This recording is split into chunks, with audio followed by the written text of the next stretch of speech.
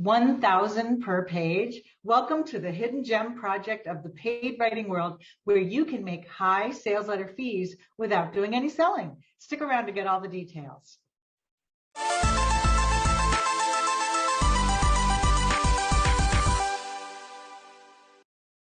Hi there, and welcome to Inside AWAI session, easy for me to say, on white papers, the $1,000 per page writing project, which is why we love it for you.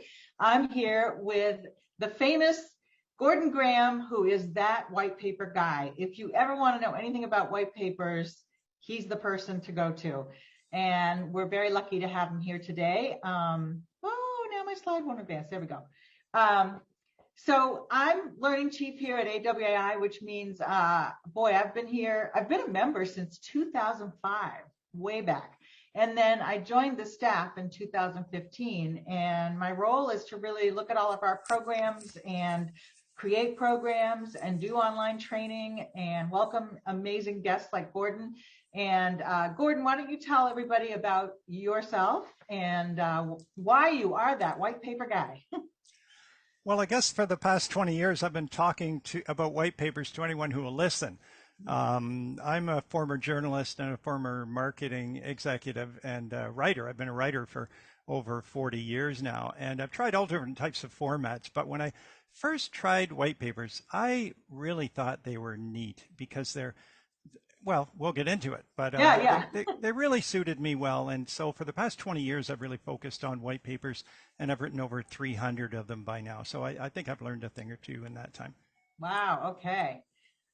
Cool. So what we're going to do today is explain what white papers are, if this is completely new to you, why clients need them, the secrets to writing effective white papers, and then why they pay so well. That's a big question. Really, $1,000 a page? I mean, let's get into that. And then how to get started right now. So that's what we're going to cover. And so let's begin with white papers explained. This is Gordon's wonderful way of speaking in PowerPoint slides. What the heck is a white paper? Well, here's some things. Yeah, go ahead.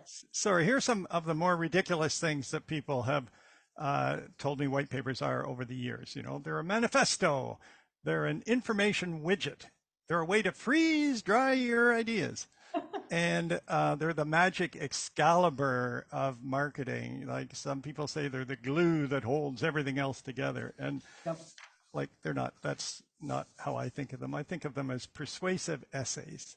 A lot like the essays that we all wrote in college, and a persuasive essay that uses facts and logic to promote a better way to solve some kind of nagging business problem that's afflicting a lot of companies. And the number one thing to remember is they're not a sales pitch. So they're not copy, they're content. And we're going to go over the B2B buying cycle in very brief overview, but you will see that content and copy go together in that entire buying cycle for the B2B prospect. And just for those who aren't really sure, B2B, business to business, that is companies that sell products, services, solutions of any kind to other businesses. So forklifts for a manufacturing plant, or shipping for any kind of company, or human resources training classes, anything that has to do with running a business. The B2B world is made up of a gazillion clients. I haven't counted lately, but I think it's a gazillion, who sell solutions to other companies trying to run their businesses. Is that a fair statement there? Sure. I call B2B the invisible part of the economy, because we can all go to stores and shop and see the end product that's there to sell to consumers. But behind every product, there's all these systems and processes and packaging and buying and selling that went on to get that product to us. And that's all B2B.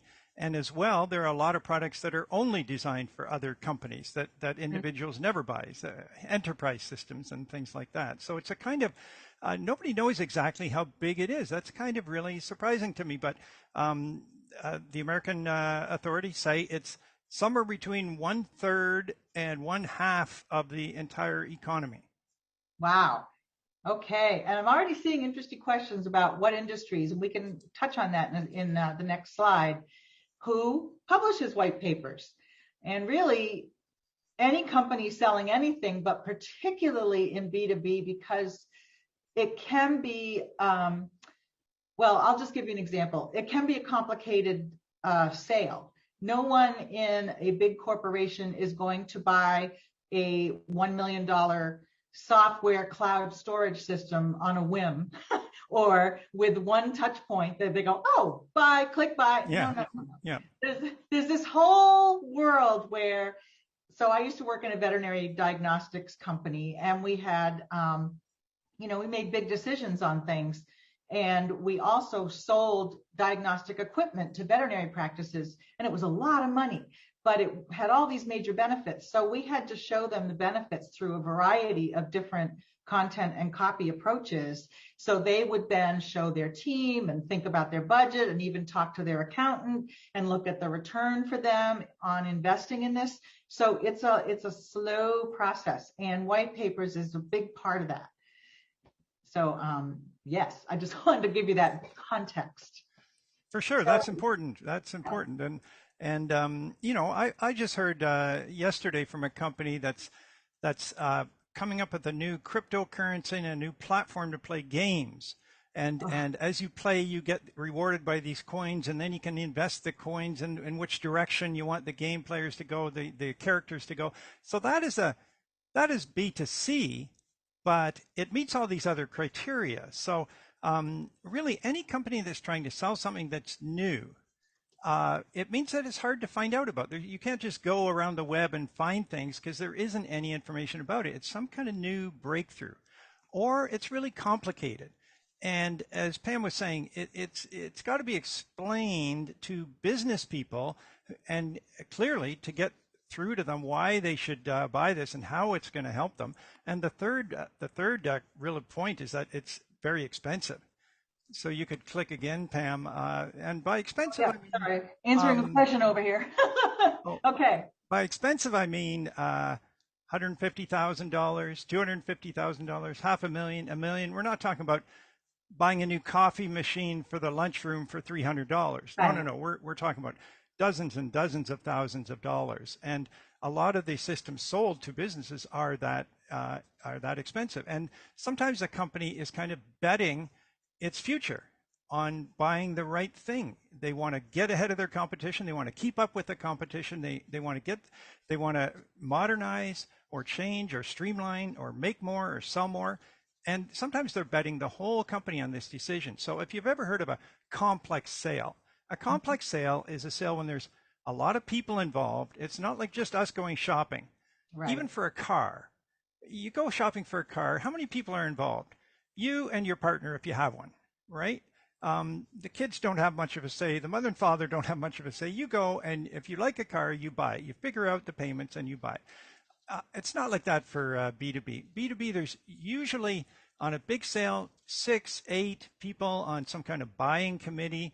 They meet for weeks and weeks and weeks. They bring reports, facts, cost-benefit studies. They argue, they debate, and they can't just watch a video on YouTube and bring it into the boardroom and say like, hey, I saw this really great video. Here's what we should buy. That could be a very seriously career-limiting move if you did that, because around the table, there's going to be bean counters. There's going to be technical people. There's going to be the VPs of like HR and marketing and operations, or the C-level executives. And they want to be assured that what they're thinking about buying is the right decision for them. So that's why white papers use facts and logic. They don't use sort of appeals to emotion, because somebody around that table is going to be immune to that emotion. The bean counter is the hardest, most skeptical person of all, right? And you've got to convince them. So any company, go ahead, sorry. Any company selling anything new, complicated, and or expensive, if you get 2 out of 3 of those, they could use a white paper. Yep, and even I was going to say in small businesses like a retail shop that's completely changing the way they run their point of sale, purchasing, credit card processing, those kinds of things. That's a big weighty decision. So even if it's not a corporate body that is all looking at it, a committee and everything, it's still a longer sale because of that weightiness of changing. Like in my vet world, I'm going to use that a lot because I work in the veterinary industry as a freelance writer. The practice has all these daily functions that affect every department, from check-in to treatment notes to billing and all of record keeping, medical record keeping. So if they're going to change their software, this is not a, oh, I'll just click buy and do that. No, this is going to change their world. So B2B is not just for big companies. It's for anyone that is running a business, and it could be a small business, but they can't decide instantly on something that can change their world that much. So just wanted to throw that out there. Good point. So now, drum roll, why companies need white papers. We've kind of touched on it, but let's dig in. Well, they're trying to influence decision makers. And well, what kind of decision makers? Well, people who are buying for their companies, B2B buyers. And you can click and show the pie chart here. I figure this is about 85% of all the white papers that are published out there. Another form of decision makers are business to government, or NGO, nonprofit to government. Sometimes you see sort of like position papers.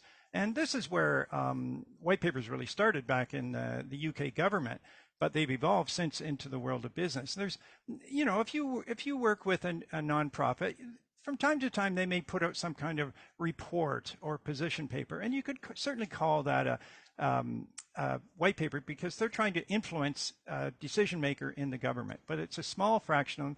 The tiniest fraction of all are for consumers, which is B2C. And you know, I saw one that was put out by the Canadian government, and it was about new methods for quitting smoking. It was aimed at consumers, you know, smokers, but it had a lot of science in it. It had a lot of research in it. It was a little booklet that was probably about 20 pages long. It had checklists and things to do. And I thought, hey, this is a lot like a white paper, even though it's aimed at a consumer, but it's aimed at somebody who's struggling with a nagging problem, who wants some help dealing with it, who's interested in investing some time to read about it and think about it. You know, so once in a while you see a B2C white paper, but honestly, look at the chart there. The lion's share is for sure going to be B2B. Right. And the main goals, again, we've touched on that too, but here are what really their companies that sell products to other businesses are looking to do with a white paper. Gordon, I'll let you take it away. That's to generate leads. So that's to attract people to consider them in the first place. They've got a problem.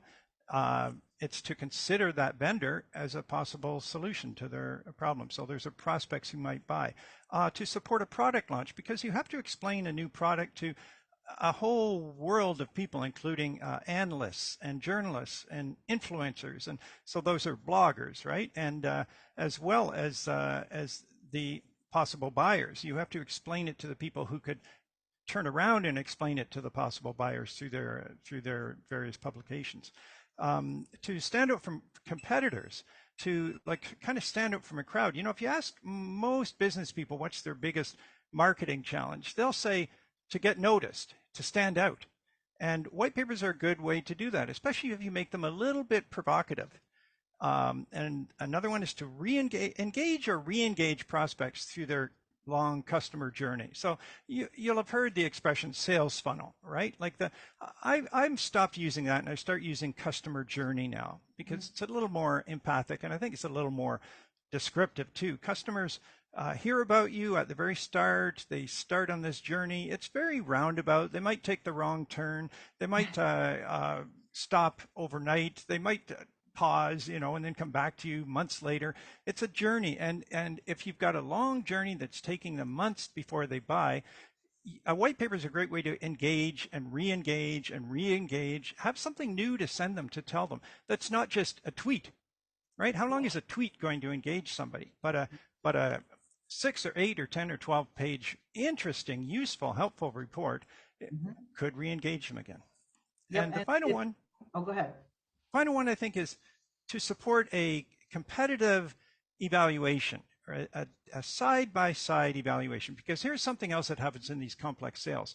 Generally, a buyer will come up with a short list. They call it a short list of vendors, a vendor short list, and they'll have 3 vendors on there, right? And they'll want to compare vendor 1 against vendor 2 against vendor 3. And then they drop one, and then it's head to head, number 1 against number 2. Who are we going to buy?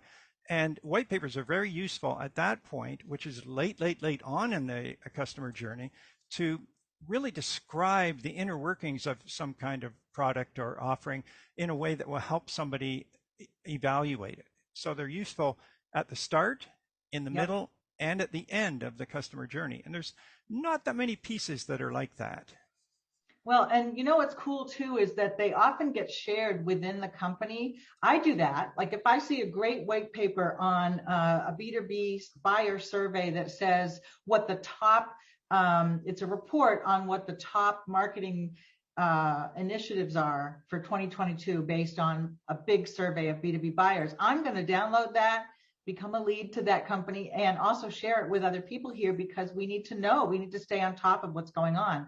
And white papers can do that for a company who has multiple voices on the decision there. So, all right, now we have a question from James. What's the difference between white papers and a sales pitch? And this diagram here is the answer. So we created a copywriting content continuum to show everybody that buyer journey that that Gordon was talking about, and it's in B2B particularly immense. The pieces that go into driving one of those $1 million sales, right?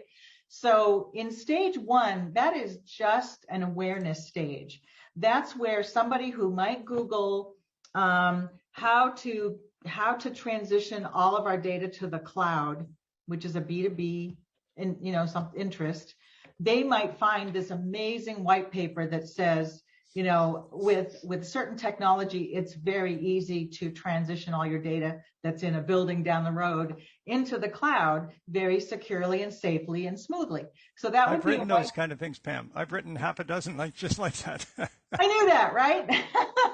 I've actually written not a white paper, but training materials on that very subject.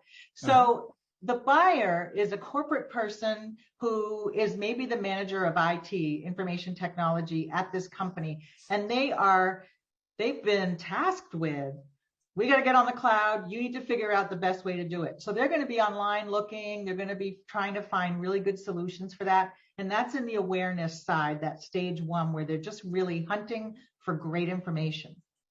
And then, so that is not a sales pitch at that point. In that white paper, it will talk about this amazing way that companies can transition. And then at the end, there'll be a paragraph, kind of like, this is sponsored by da-da-da company. If you want to find out about us, click here. And that's it's a soft pitch at the end, right? So, and Gordon will get into that a little bit, but I just want you to see that big distinction, because stage 2 is almost the pre-sale setup. And that's like if someone downloaded the white paper, gave you their email address, then stage 2 kicks in, where there's some emails directed at that person to come to a webinar or try demo. And then the third one is the direct sales pitch thing. So let's say they signed up for a demo. At the end of the demo, they might get a pitch for a free consultation from a sales rep at the company, something direct. And then 4, we have retention, copy, and content. And white papers can possibly fit in there well as a tool that if like a new IT person came on board and they were like, why did we switch to this? Well, because this white paper was amazing and you need to read it so you know what we're doing. So but it's definitely awareness and education in scope. So I hope that helps.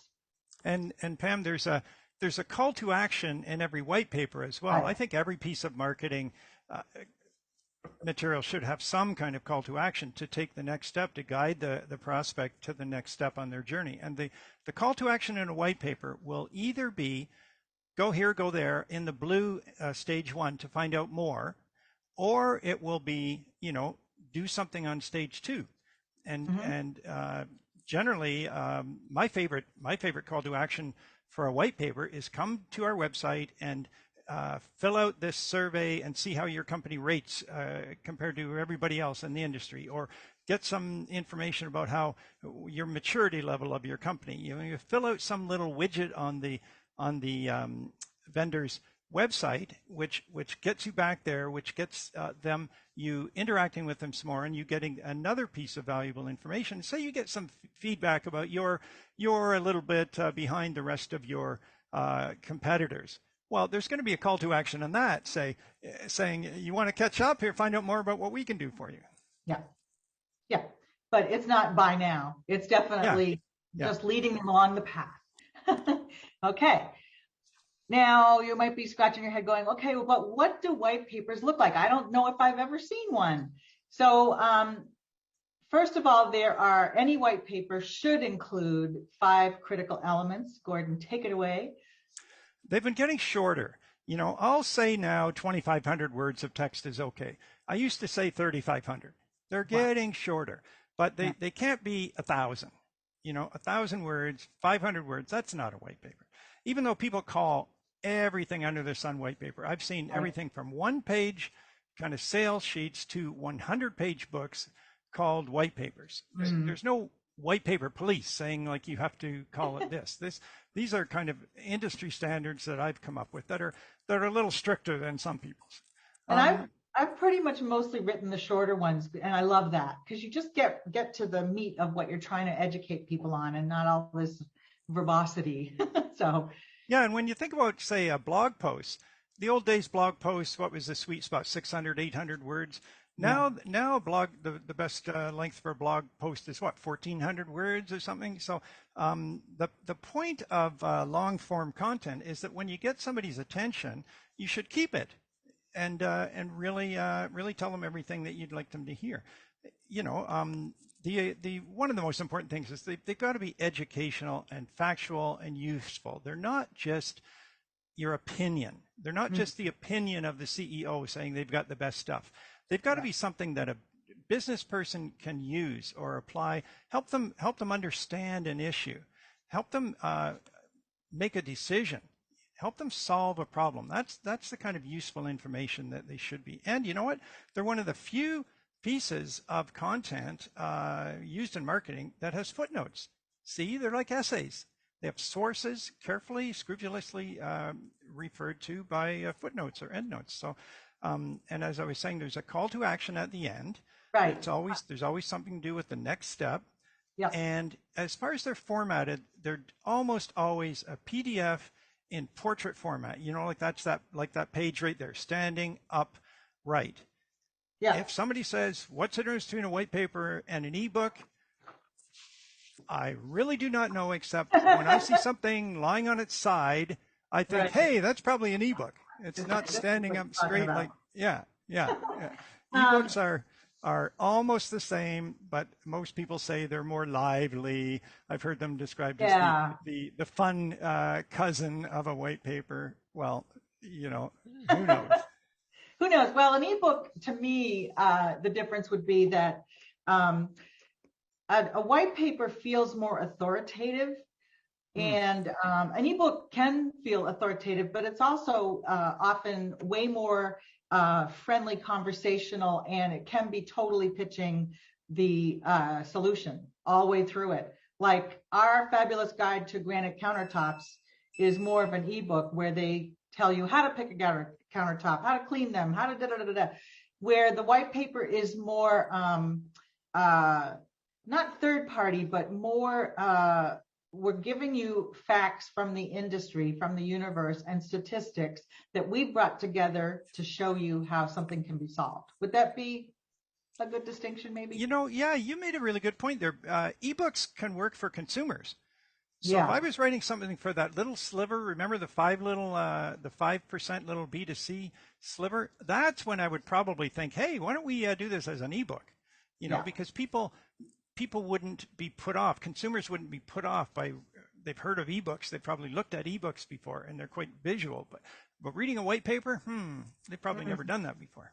Right. In the consumer world, white papers don't come up very often. It sounds very corporate, but Yeah. okay. Now, Gordon was kind enough to show us 3 sample white papers that he's done, right? These are yours?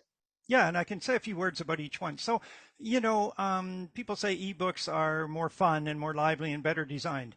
This one, look at that cover. That's such a great cover. This is about self-driving cars and the cameras that go into the windshields. And if you crack your windshield, you need to get the camera readjusted. And the people that do it are the people that adjust your windshield. That's basically the point. This is a B2G. This is a business trying to influence government policymakers. And but there's 5 different calls to action at the end. If you're a policymaker, do this. If you're a windshield repair person, do that. If you're somebody who's thinking about buying a self-driving car, do this. It's a very broad sort of B2G based white paper, and the design is insanely beautiful all the way done. It was done by an agency, and every single color is just saturated with pictures. It looks like I would say an ebook, and so it's got a lot of background, really useful information presented in a very colorful way. So if anybody ever says white papers are dull, I show them this one. It's like, wow, it pops. No, as a matter of fact, they shouldn't be dull. And I think the industry is getting more and more welcoming to creative, nice designed white papers versus a very, very sterile looking, industry journal type. Yeah. Okay, here's the next one. This was a fun one because who do you think it's aimed at based on the cover graphic and the hands? Are those guys, big hairy hands there? This was aimed at women who work in offices and often get stuck with having to handle registrations for events, using papers and pencils and multiple phone calls and some, this is an online portal to handle registrations for events. Much more sensible way to do it, but it was aimed at women because women office managers are usually ones that get stuck doing that, or they give it to the intern, who's most often a woman. And so all the pictures all the way through this, we had women in, and we even had one, it's like, can you believe the promises that your vendor is making to you? See, it was one of the 5 tough questions. And one of them is like, can you believe them? And there was this picture of this absolutely hunky guy. And then there was a picture of a woman going like this, like it's over. We've had it. We're breaking up. And I thought that was really fun and really hilarious. And the client liked it and the readers liked it too. You can have a bit of fun with these things. The goal was to stand out from the crowd. And I think this really did. None of their competitors had anything else like this. Yeah. And the thing that's fun to remember is that B2B buyers are human beings as well. So, they're not all of a sudden a corporate robot. They really, entertain them while you're giving them this incredible information. So that's my take on it anyway. Okay, next one. And now this is from the biggest company of these 3, Epson. You've heard of them. They're second only to HP in terms of making printers. And they were launching this whole new line of printers bundled with 2 years supply of ink. They've got this big tank. If you look at them, you can see they've got this big tank on the side of them, and they're called ink tank printers. And they were going to launch this with a big event in Times Square in New York City, but they really needed a white paper to support the launch to give out to journalists and analysts. And I did that with them. We slaved over the graphics. There was an agency working on the graphics, but I ended up designing the thing in Word because it had to be approved in Japan at head office. And we got so close to the deadline, I just said, hey, we have no time to send this to the designers. We don't have 2 days for them. So we'll just use the way we've been doing it in Word. So there was a giant company that took my white paper written in Word with these beautiful pictures to support a multi-million-dollar launch. And I just checked, and they're number 1 in that segment of the market. They've sold 60 million of these things. Wow. And you can still go to Staples today and find one. And next color printer I'm buying one of these for sure. I mean, it's like you don't have to worry about ink for 2 years. So. Wow. Okay. Beautiful. All right. Now, if you were thinking about if you're a copywriter in any other realm and you're like, well, gosh, where do I even begin to figure out how to address a white paper or write one? We put some secrets together for you. So yeah, Gordon, take it away. I love this picture of this guy. Doesn't he look like a New York City lawyer who will eat you alive in any argument? Um, my number one tip is think like a lawyer. Your goal is to gather a mountain of evidence, Right. facts, figures, dates, times, numbers, big trends, expert opinion from world recognized experts, not like Joe Blow in the company, and to use only the most persuasive, credible sources, and to build like an open and shut case so that any fair-minded person would look at this argument in your white paper and say like, wow, that makes a lot of sense. Wow, I believe it. I'm convinced. And because all your readers start off as big skeptics, they've heard it all, they've seen it all, they've bought junk before. They want to make sure they're buying something that's going to work for them. And so you need the evidence. And so that means digging. You got to do research and dig up a mountain of evidence. The second thing is you got to organize all that into an argument, a good argument, and build that case that nobody can deny. So here's Aristotle from 2,200 years ago, and he had these three elements of persuasion. He was the first person that ever thought or wrote about down some an architecture of persuasion. And here's how I use his elements to build a case. If I've got proof, if I've got facts and figures and numbers, use that. If I don't have any proof, I can skate over a little bit of thin ice using logic. And if I have neither proof nor logic, I just got to appeal to values, and that's where it gets a little emotional. So here's some examples of that. So proof is like, 87% of all CFOs agree that this is the best cloud solution to use. Wow, 87%. No proof. Logic. All reasonable people would agree that it makes sense to da da da da da. It's clear that.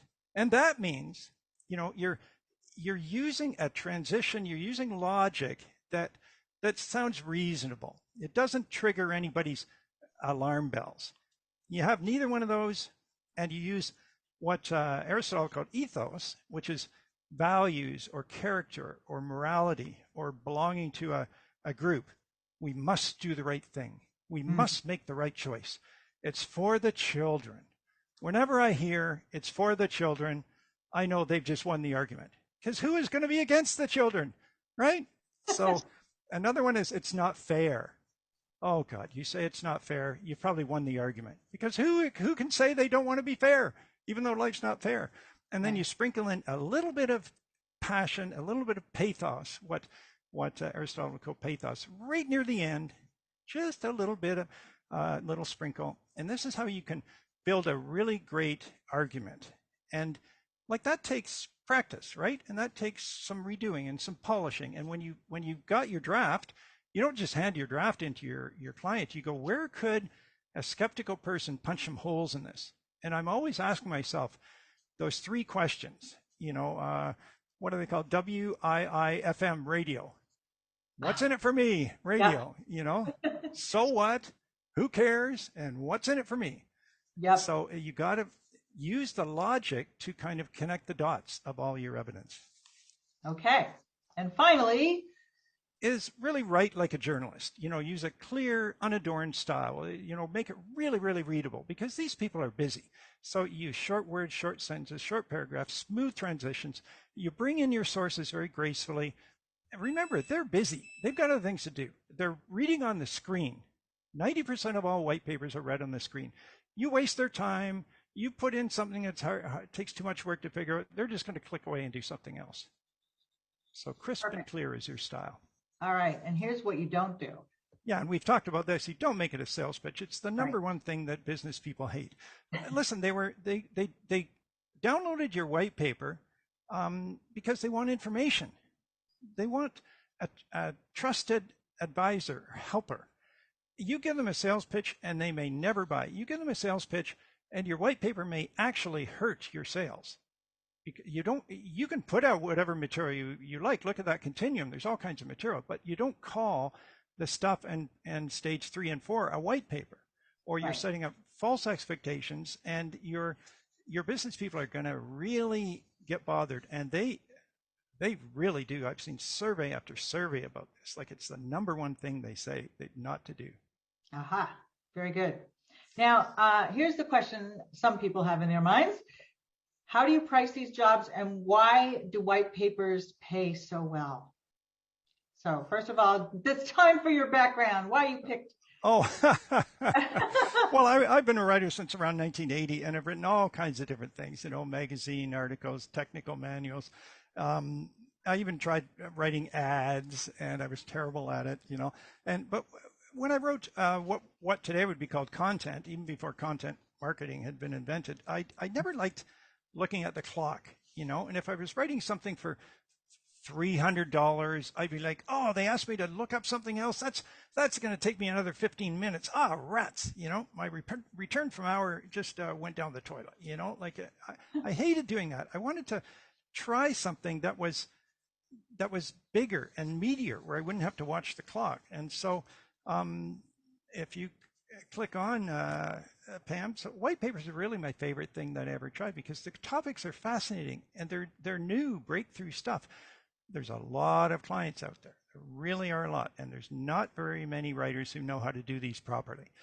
You don't have to sell. You don't have to say buy now. Nobody's going to track your white paper and see how many sales it generated, and how many and if it busted the control. That's just not in your world, and you can make good money. I think better money doing this than any other thing I ever tried. So about 10 years ago, when I was writing my book, White Papers for Dummies, I was looking at trying to get a feel for the averages. And the average length in those days, look at that, 3,750 words. And the average fee was 4,200.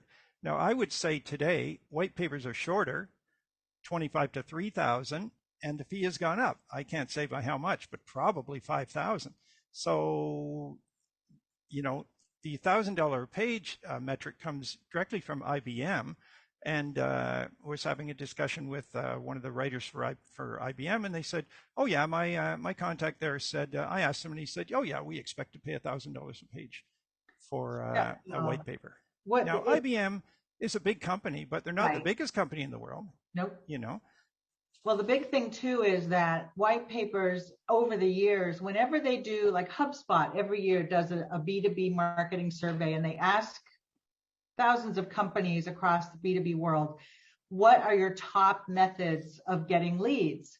And white papers is always up there.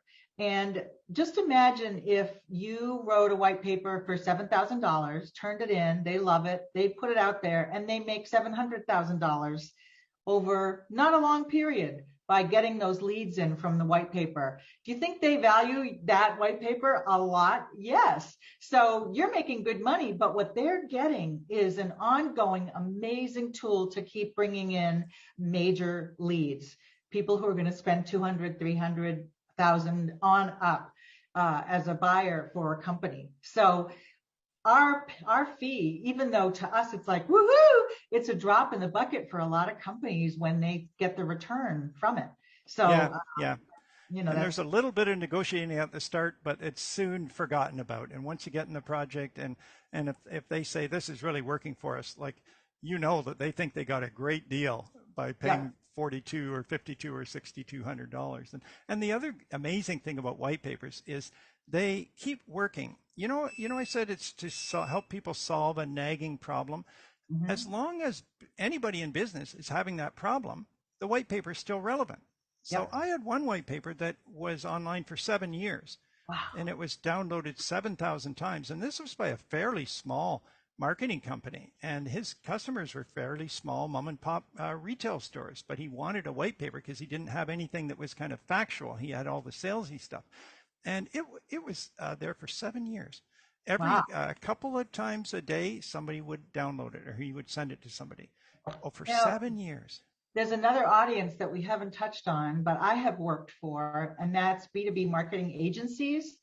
they are providing all kinds of different creative for their clients. So one of the clients was a cybersecurity company, and they had people on staff that were busy writing a bunch of stuff, but they didn't have, in my case, an SEO expert for websites. And in another case, it might be a white paper copywriter that's not on staff.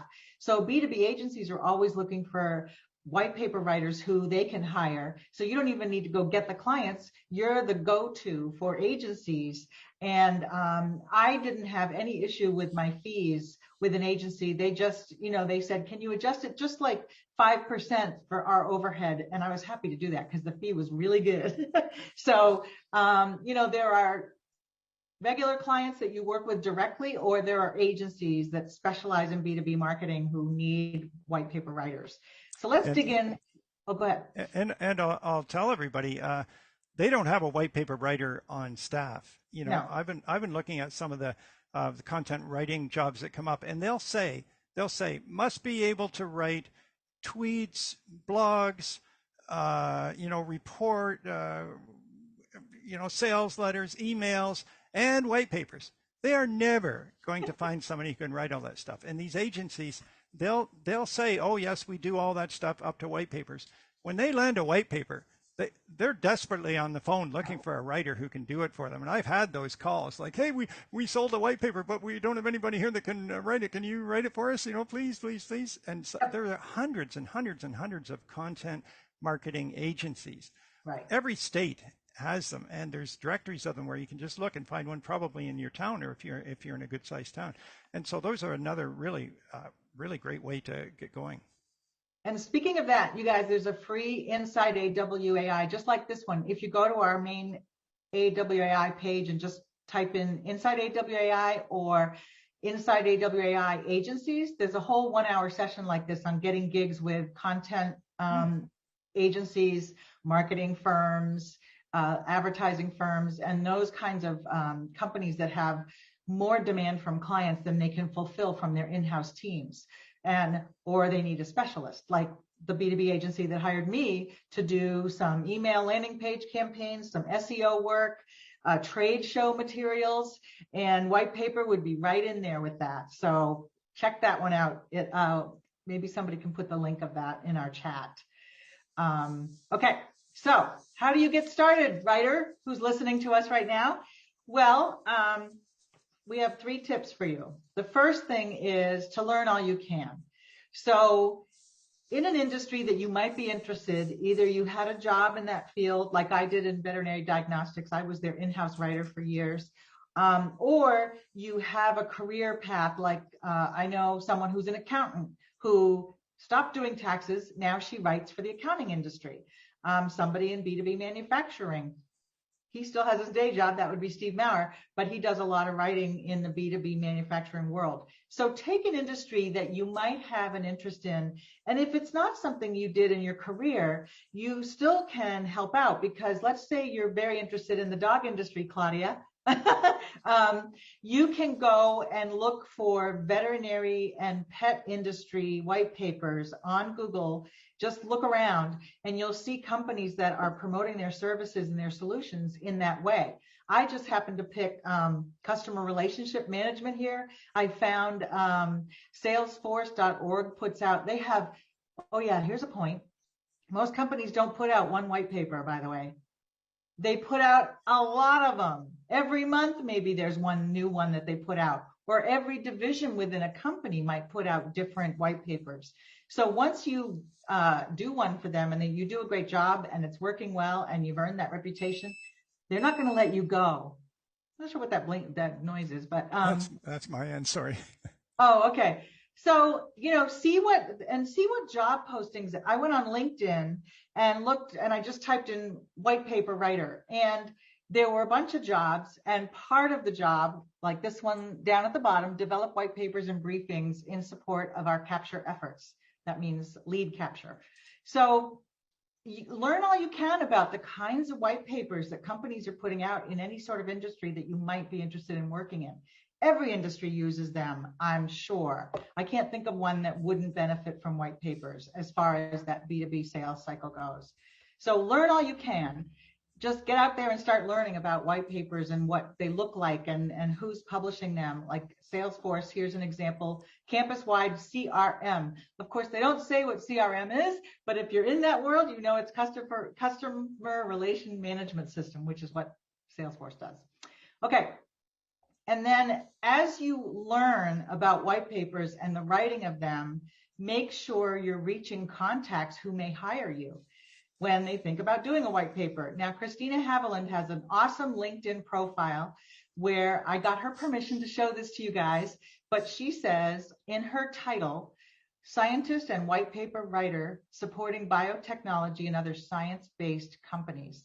So it pays for her and for you to focus on a certain world of industries, because maybe you don't necessarily have to now because there isn't a lot of competition that say I'm a white paper writer. But if you love certain fields like medical technology or I don't know, easier ways to take care of pets, all the pet technology devices, I throw that out there because there are so many like everyday technologies for animals that veterinary teams can use to diagnose and treat issues. So think about areas that you are interested in or you have a background in. I would start with my background if I were you and you have a career in anything that might lend itself to the B2B side. I would start there, stake your claim in the ground and like right there on your LinkedIn profile, because believe me, B2B companies and hiring people are on LinkedIn looking. That's where all the B2B people are. And then tell anyone you know. So if you work, I used to work in banking 100 years ago. I have still friends from that. I could tell them I write white papers and websites in the banking industry. They'd be like, oh, we need you. I mean, I'm still connected with a lot of former colleagues on LinkedIn, and you can too.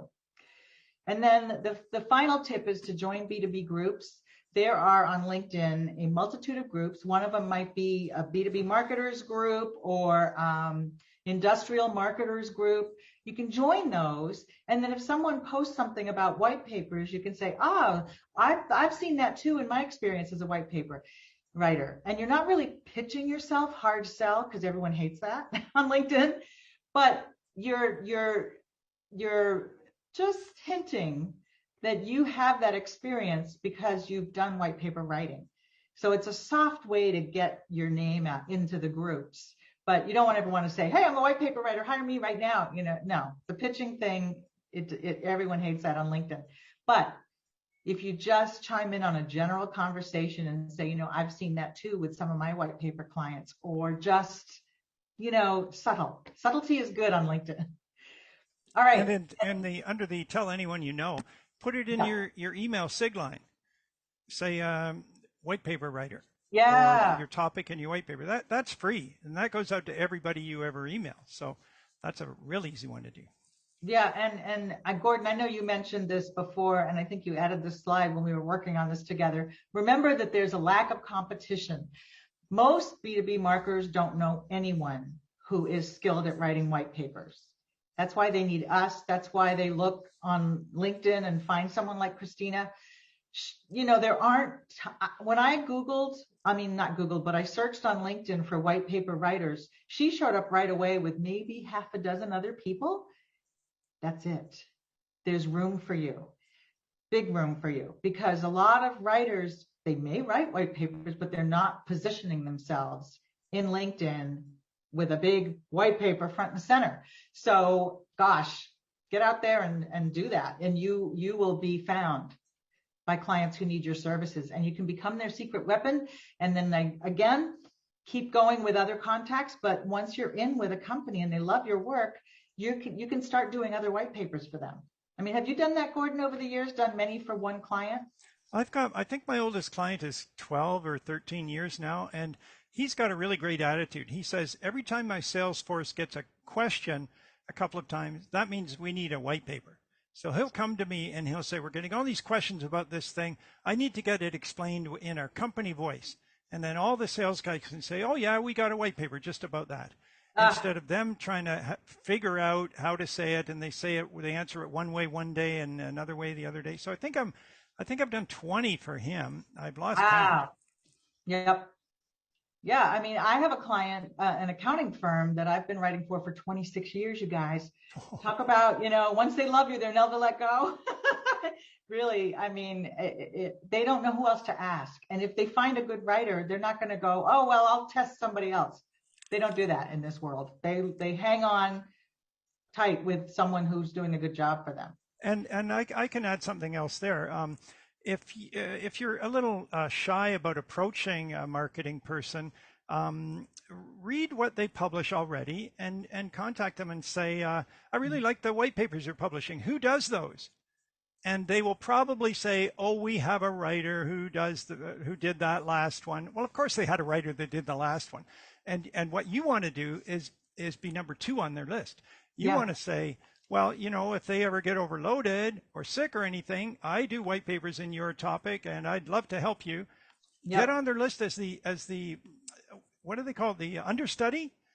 Yeah. Because, people get sick and people get pregnant and people go on vacation and people go on trips. And especially these days, other people in their families get sick. And there's times when people just can't be the go-to writer for every client that wants them. And if you're number 2, yeah, you'll be their next choice, and that'll be your chance to shine.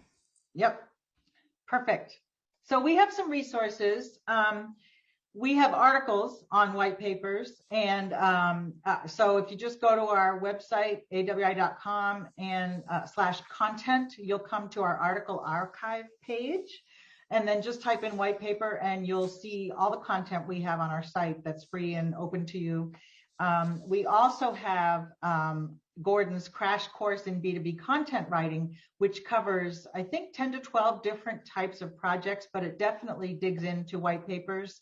So you can get a really good picture of what's involved, what kind of structure, those kinds of things. And that's the link to that program. And then, drum roll, bring, we have just about to launch live for this is your 4th time doing this, Gordon, I think? I guess so, yeah. Okay. This is a very popular program that Gordon's been using to train with our team certification program. So you can become AWAI verified as a white paper specialist, which carries a lot of weight.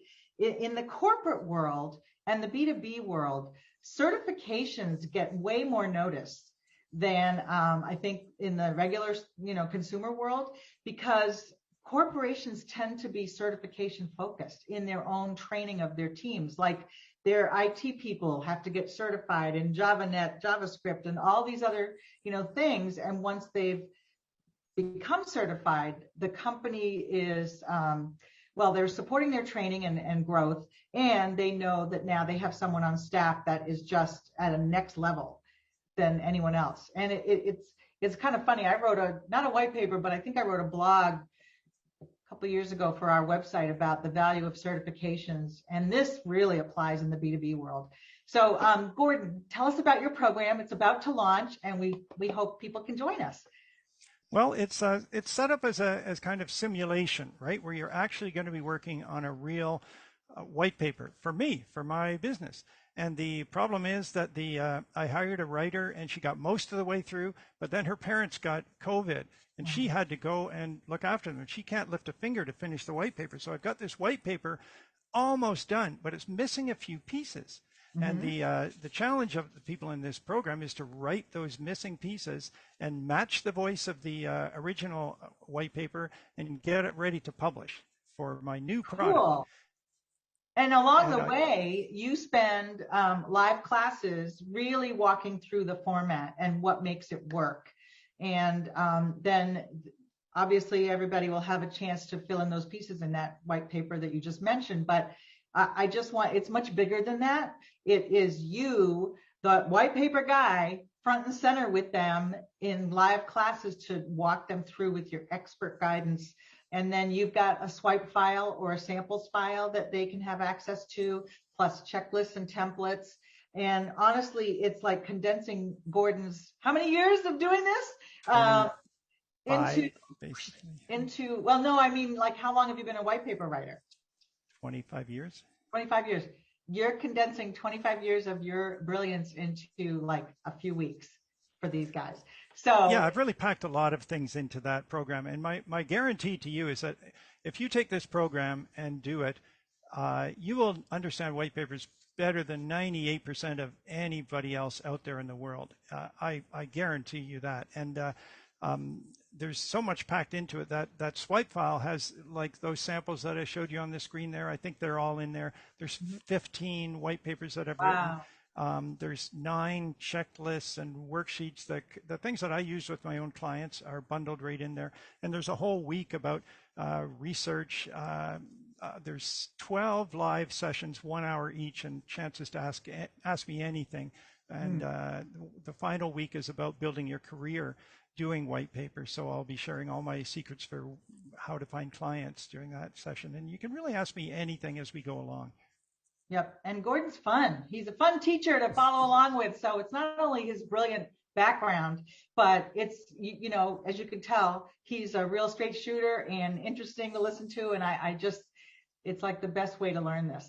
So this is the link if you want to check it out. If you are a Circle of Success member, you will want to call or email us for that price because that'll be different. But right, Barb and Jess, I think that's what they should be doing if they're COS. But we have questions to answer before we wrap this up. So let's see. Anita's asking, does this program include introductions or lists of companies seeking B2B writers? I would say No. not quite that way, but Gordon will show you how to find companies that would be looking for white paper writers and how to approach them. In fact, I made a list of the people think it's all software, it's all techie stuff, and I made a list that it was so many types, so many vertical industries that I've written for. It would barely fit on one slide, and it's all the way from architecture and construction to like sound in theaters to insurance to things that you would never expect that people needed white papers for. But if they're selling anything new, complicated, expensive, they could use a white paper. I've written not white papers, but entire websites on hazardous waste dumpsters. So you never know what subject you could be writing about. I'm sure they could use a white paper on hazardous waste dumpsters too. But yeah, it's not just technology for sure. It's this wide range. It's logistics. Talk about supply chain right now. If you're a company selling solutions to help with supply chain and you write a white paper for them, I'm sure that's going to be a big hit. So any industry you can think of, training employees. How about the remote workforce of today? How to manage that? It just runs the range of anything you can think of. Okay, so let's see. Can a general copywriter pivot into writing white papers, and how do we get our first sample? Gordon, in your program, that's what this is all about, right? Yeah, and I'll say there's a few things that you don't do that you were trained to do as a copywriter. You don't sell the sizzle. You sell the steak. You don't ask for the order. You ask them to take the next step on their customer journey. So you have to unlearn a few things that you learned in copywriting. But if you're already an experienced writer, used to having clients, you're way ahead of the game. Good. Okay. And Peter said, how do you price these jobs? So you said there's a bit of negotiation, but it's typically $1,000 a page. That's a nice round number to use. So at my point in my career, I get around $7,500 for a white paper. You won't start off at that level, but I would say start off at 2,500, 3,000. Don't go much lower than that. And then every time you do another one, your confidence will build. Pump it up $500. So within a year or two, you should be up to close to the $5,000 mark, and that's pretty good money for the time that it takes to do one of these. Which, once you get up to the industry standard, is about 25 hours per. So say you're charging 5,000, you're spending 25 hours. That's $200 an hour. That's pretty good. Yes, I like that rate. I like those rates. $200 an hour works for me. Cody Boy, I'm going to answer her own question here. As a multi-purpose freelance writer, someone who helps run websites, is a freelance writer and freelance IT worker and content creator, how would white papers help me grow? Well, I mean, to me, it's like the perfect fit for you because you're Yeah, already writing, you're doing content, you're looking at website, you're helping with websites, and you've got an IT background. yeah, So to yeah, me, it's like bada boom, bada bing. It's perfect. yeah. Okay. Can bloggers benefit from white papers? I think that, when I was talking about how blogs are getting longer and white Yeah. papers are getting shorter, I don't Yeah. think they're going to meet. But really, a white paper is sort of like 3 or 4 or 5 serious, well-researched blog posts put together. And you can repurpose a white paper as a series of blog posts by chopping it up into sections. So once you know the format, writing each piece of a white paper is like writing a nice meaty blog post. Great. Walt is saying how important to include footnotes or references to support your arguments. Well, really important. That's why Gordon said footnotes are a part of the white paper where it might not be in other pieces that you're doing, because you're quoting authorities and statistics and survey findings and data from important thought leaders in the world, and you have to reference those. Otherwise, it just sounds made up, right? Yeah, and sometimes your business readers are not going to sit there and pore over your footnotes. Right. But if you say something somewhere and quote some report or something, and they're interested in it, they may want to get it.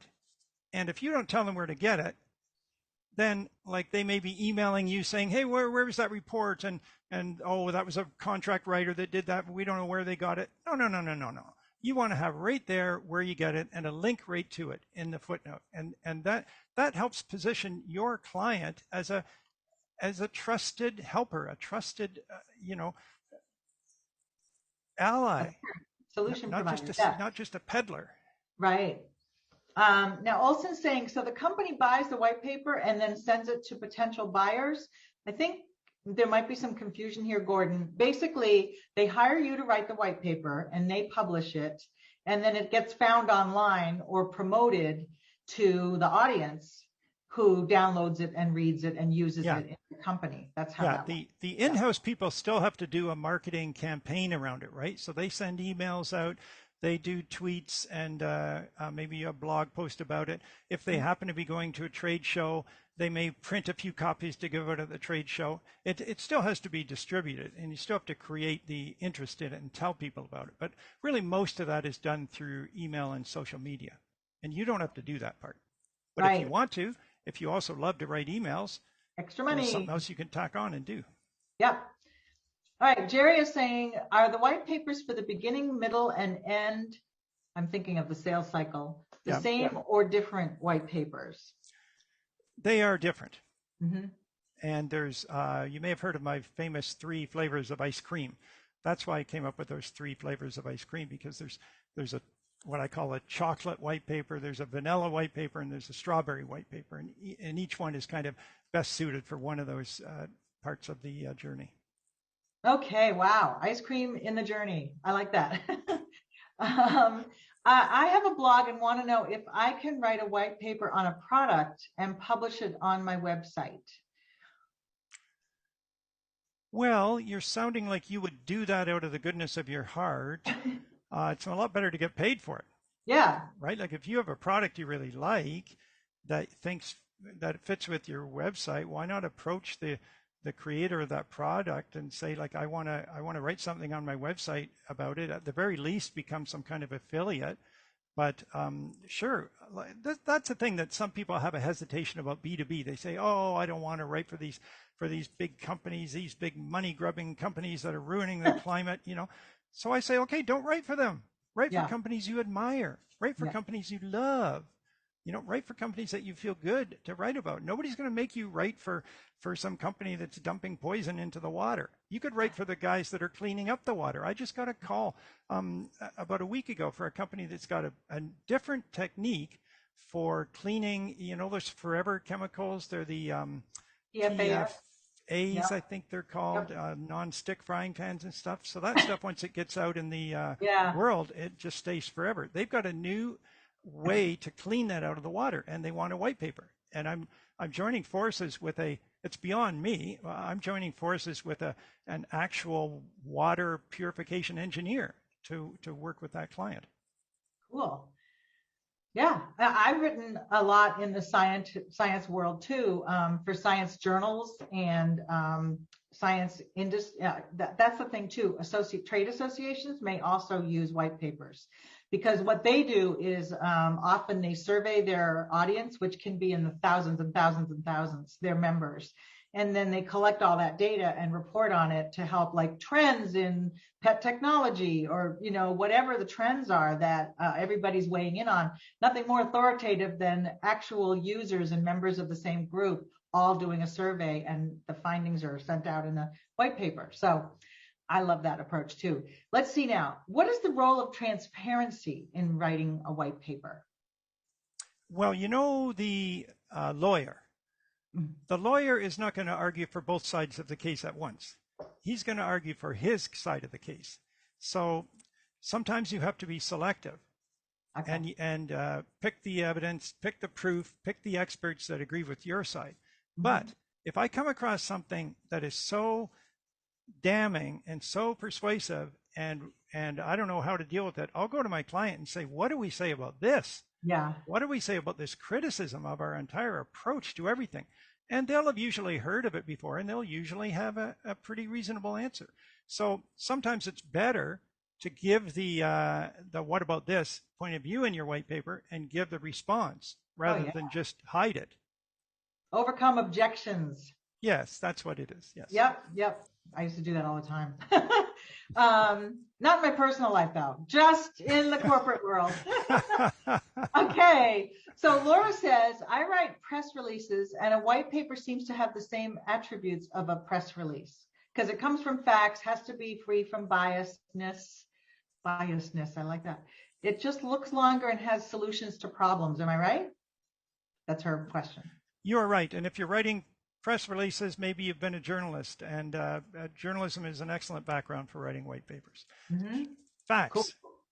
Can a white paper be a PowerPoint presentation? It can be repurposed into a PowerPoint. Absolutely, okay. Yes. And that's something I love to do. I just love to do that. You can. It's harder to go the other way, because the thing is the white paper is more meaty, right? So you can pull out one level of the argument, or the top level of the argument, and make a 20-slide PowerPoint. If you take a 20-slide PowerPoint and try to turn it into a 10-page white paper, you're going to have to do a lot more filling in, a lot more research, right, to get there, all those other pages. Okay. Now, two people are asking about graphic ideas for charts, photos, whatever. Do you provide those ideas, and is there a benefit to that, or do you just leave it to the designer or the client? Well, I think all writers should think visually these days, and they should think about the cover. They should think about how to present things as tables, how to present what would make a good chart or a graphic or even a piece of clip art. And what you can do, or stock photography, what you can do is write notes in your white paper draft to the designer, because nearly all white papers, I'd say 80% of white papers, are designed by a professional designer. And if you say, what we should do is show the typical persona on the cover, doing this thing that we're talking about, looking a little frustrated, that gives them at least the start of where to start looking for stock images, right? If you just leave it up to the designer, sometimes if they're not very experienced, they can wreck the white paper. I've had half a dozen that have been wrecked by designers who just didn't have a clue. So you want to ideally meet the designer, talk to the designer, share your ideas with them, and you don't have to come up with the graphics. Sometimes I'll come up with a stock photo and say a picture like this on the cover. They never use my picture, but they use something sort of like that, Right. And there's a bonus in the course. There's 2 hours bonus presentations in my program. One is about page design, and one is about graphics. So it talks all about that for this format. That's awesome. Yeah, I mean, a relationship with a designer is really great, and clients would certainly support that. And I've never seen anyone say, "No, you can't talk to our designer." Oh, no, that's never happened. So, No, no. okay, if the products and services of a white paper are new, are the research sources limited in your experience? Yes, yes. You will probably be talking to the so-called subject matter experts, SMEs, maybe the scientists, the researchers who actually came up with this breakthrough. And some of them are going to be great communicators. Some of them are going to be more challenging. And it's going to be your job to pull enough out of them to tell their story. They'll be mostly happy that somebody else is doing that. Yep.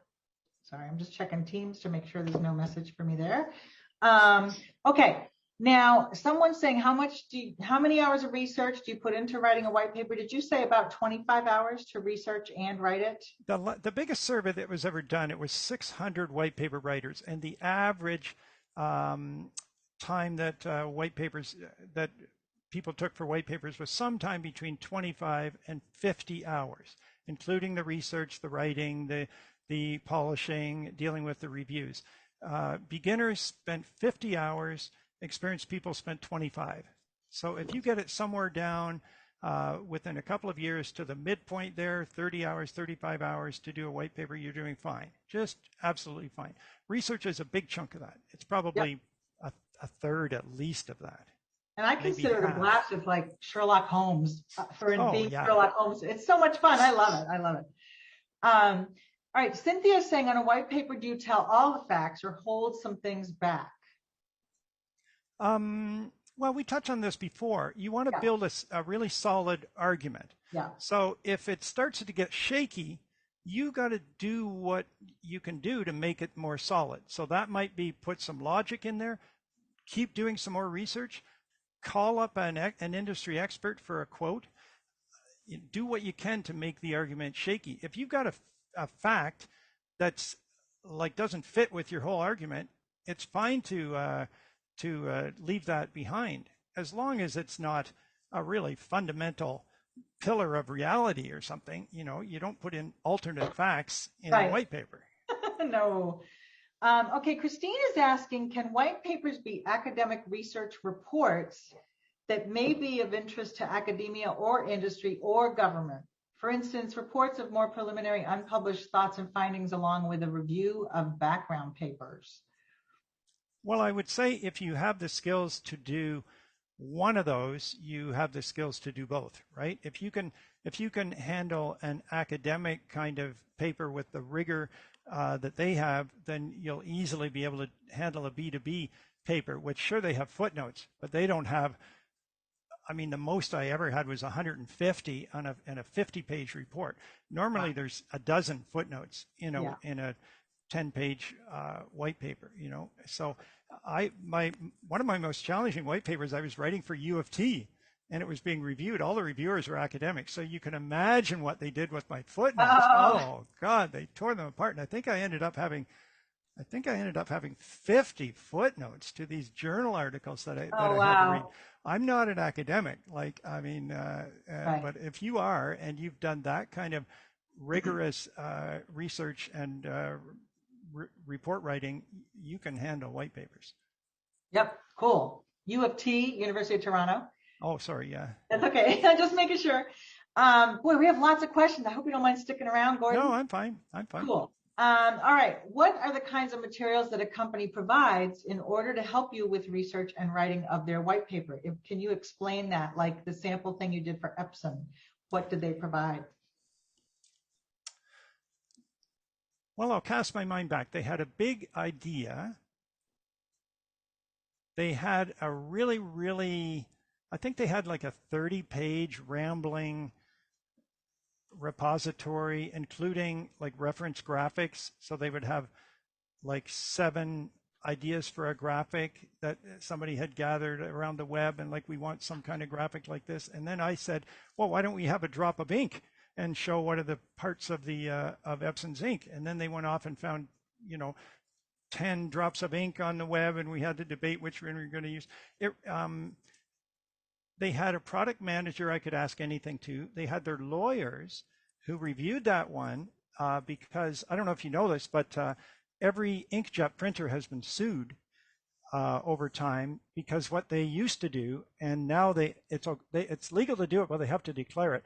You buy a printer, and the first cartridge you get with the printer is what they call a starter or a Yeah. beginner cartridge. It lasts for over 10 pages, and then you Yeah. have to go buy a new one. They used to do that and not tell people.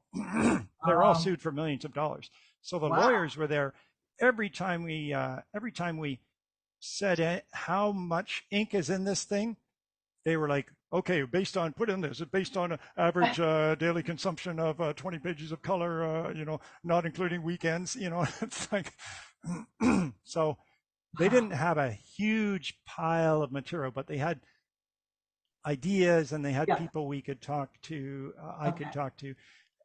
It really runs the gamut, right? Some clients will give you so much stuff, it's a waste of time. You can't Yeah. possibly go through it. Right.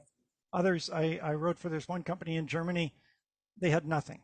They Oh, had a website that had about 3 pages on it, including all wow. their awards and everything. I had to like pull teeth to get a list of their awards they'd won. They're a really important company, but all their marketing was done by going around in person giving demos.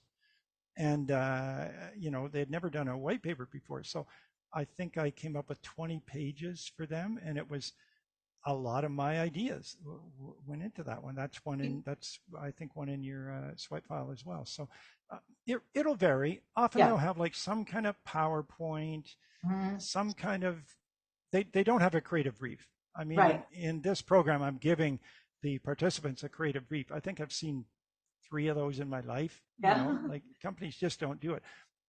Typically, what they do is they get you on the phone and they just start talking. Yeah. So you have to do a lot of interviewing, Yeah. often record those, get a transcript of those, and kind of search through for the hidden gems. So you have to You be ever ready talk to to. the salespeople? Do you ever talk to those sales folks out on the front lines, giving demos and that kind of thing? I used to back in the day when I worked in house. I would talk to some salespeople, and I actually would ride with them and go in and watch how they pitch something and watch the questions that were asked of the again, veterinarians in my case. So anyway, just wondered. You do everything, anything you can, Yeah. anything and everything you can. Okay. What FK score does Gordon recommend for white papers? And I'm thinking, because sometimes it's industry information that very learned industry professionals use, that kind of their own language sometimes, which can throw that off completely, like the CRM language. The average person doesn't know it, but the people in that world do. So You're talking about the readability score, right? yeah, yeah, Yeah. Well, you use a word like infrastructure, right, and that'll wreck your like a half a page of readability scores. But right. I shoot for 10. I shoot for Okay. 10, and if I can get it down lower than 10, that's Yeah, okay. I mean, they're not reading this for fun. They're reading it for yeah, work. And there's a lot of, Pam's right on, there's a lot of technical words in there that um, work against the readability. That's why your words that you use have to be mhm, nice and clear and crisp and short. right, yeah. And if anyone's like, what's an FK score? You can look on our website and just type in the search bar FK score, and you'll find articles that explain what that is. It's just readability level. EG, hello EG, is asking, the offer for a white paper is just providing contact information for an expert or a link to a product page or company homepage. I think not. It depends on what the mission is, right? It's just something that moves to the next step. It might Mm. be call for a demo. It might be join our webinar, or it might be, there's lots of things, right? Yeah, and that's something you have to define pretty early on in the process. What are we going to Right. use for the call to action? I have to tell you, a lot of my clients haven't thought that far. They've thought, we'll get this white paper out, and then it'll be great. And I say, well, wait a minute. This is one step. What's the next step? Oh, well, we didn't really think about that. Okay, let's think about that. You sort of have to hold their hand and guide them a little bit on that part sometimes. All right. Let's see. 2 questions. Do organizations provide most, if not all, of the factual information? And do they typically have a style that they request? Well, there will be a company voice, right, or a company tone, and white papers use a pretty dignified tone, like a pretty authoritative tone, but it's still got to be friendly and conversational. And I write that way anyway, so sometimes people think I'm a little too informal, I think, in my style. But fortunately, the format itself has a lot of gravitas or a lot of authority. So you want to use nice, smooth transitions. And I have a couple of bonuses that are checklists for, like, don't say this, replace that wordy phrase with this phrase. I think there's 100 of those. Transitions, here's how to move from one point to the next. I think I give you a list of 100 of those. You know, here's one. In fact, or here's another. And that means you got to work those in, because you want to bring people along on the argument, on the ride with you, and not let them stop and get off and get confused. Okay. Now, because we have so many questions and some of them I can just answer typing, I'm kind of like going cross-eyed listening to you and watching you and your answer, but also trying to clear out. We have a lot of questions still. So some of them I can quickly answer and not bring up to you. Okay. Remember what I said, I'll talk about white papers to anybody who'll listen. Okay. So we could be here all day, which is fine. I have no other meetings. Is the white paper something that would need updating? Asks E.G. Well, yes, sometimes, right? There's the problem that it's addressing. If that problem gets solved, then the white paper is kind of irrelevant. If the method, it's more likely the method the company uses to solve the problem evolves, the product evolves, and then you might be able to keep the front part of the white paper talking about the problem and change the part that's talking about the solution. Or it could just be you talk about Windows 7 and now we're up to Windows whatever, right? And so it sounds like it came out a couple of years ago, so you want to change that. I've got an article on my website about how to refresh a white paper, and I think that it's something that's well worth doing, and that could be an initial foot in the door. I had one of my early projects was updating 12 white papers for this company, and they were all, it was revising and updating, and they were all over the place, and I sort of brought them all into the same voice and the same era, you know, and that was a really fun project, and I'm sure there's companies out there that need that. Okay. Should you incorporate or get an LLC when writing white papers? I don't think that matters. You can be a sole proprietor. I was a sole proprietor for a long time because I was incorporated once. It didn't really help me. And then I was a sole proprietor for a long time. And recently I just incorporated again. There's pluses and minuses of both, right? And this idea that you'll never get sued and you won't lose your house, you'll get sued. If they're suing people, they'll sue you. So like this idea that you're protected by a corporation, you're protected by your lawyers. And so you're protected by your money. So if you've got enough money for fancy lawyers, you will probably win your case. But I've never been sued. I mean, there's the engineers have and architects have errors and omissions insurance, right? I think it's about $10,000 a year last time I checked. And I was like, why would I spend $10,000 on something I'm probably never going to need? I'll just gamble. I'll tell you the closest thing that I ever got involved in a legal thing about a white paper was I had done a white paper for Verizon. And after it came out, within a week, so the white paper is something like 5 myths about CDN. I forget what CDN is now, content, some device network, something like that. 5 myths about blank and the truth you should hear. Okay, yeah. Within a week after that came out, one of Verizon's competitors put out a blog post saying 6 myths about da-da-da and what you need to know. And they had clearly seen the white paper, and it was their rebuttal. And they had, I remember one of the myths was word for word with ours. 2 or 3 more were just little tweaks. You could see it was really based on ours. And and they called us up and said, Did you show our white paper to these people? And we're like, of course not. Why would I do that? That'd be crazy. Downloaded it. Yeah. I think what it came down to was their CEO or their VP, somebody at a high level of their company, phoned up the CEO of this smaller company and really read them the riot act and said, we're gonna sue you, and Mm-hmm. they took down that blog post. So I was Mm-hmm. sort of on the righteous side of that one, but Yeah. that's as bad as it gets. Yeah. People take it down. They're not gonna. Right. You can't prove that you were damaged, that you lost money because somebody else Right. copied your white paper. It's the business moves faster than that. Right. Okay. Let's see now. In a comparison white paper, where I assume you're comparing the solution on behalf of your client versus other options out there, what was the maximum number of entities involved in your comparison? Is that something you typically do in your white papers? In a problem solution in a chocolate white paper, here's the format. You go, Okay. here's the problem. Here's what people have tried to do to solve that problem. And in what I call the traditional solutions, you kind of generically express anything they could have tried.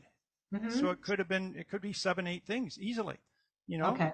and but you don't put product names in there. You describe it as kind of Ah. categories.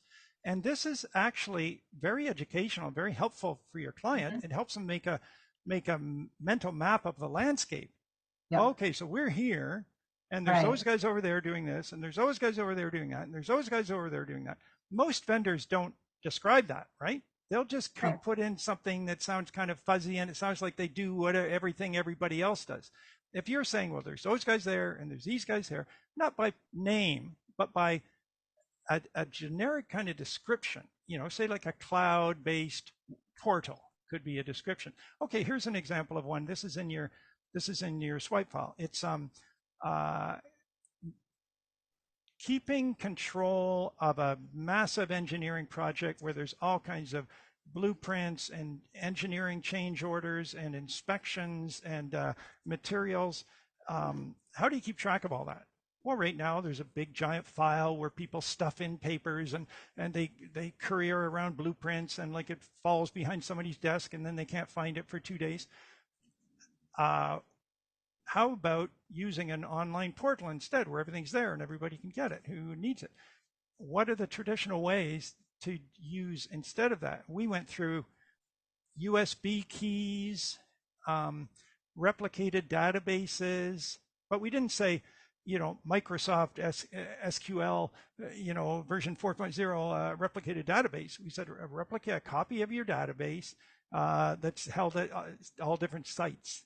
So to me, that's one of the most fun parts about doing a white paper. You get to set up all the competition and knock them all down in the best way you can without naming them specifically. But you have to think of how would you consider this as a category. And most of the time, if you've got a product manager, they've already got language for that. So I'd say there's no limit. I mean, the paper that the participants are going to be working on in my program, I think there's 10 traditional solutions.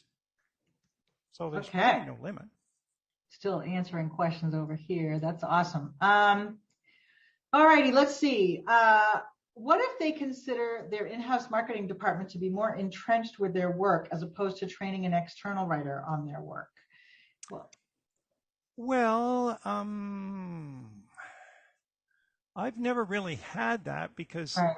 if you're talking to somebody who wants a white paper, well, maybe I have had that when projects have just gone nowhere. But if you're if they express an interest in getting you to write a white paper, it's extremely rare they're going to go back and run into resistance from somebody in-house who says, "Oh, no, no, no, I'll write that."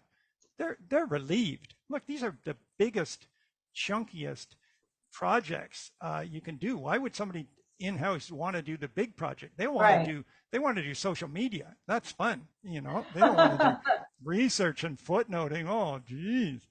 So that's rare. But listen, if you have a political issue with a client, just move on to the next. Move on to the next, and Okay. How do newer writers, I'm going to double up a couple questions here.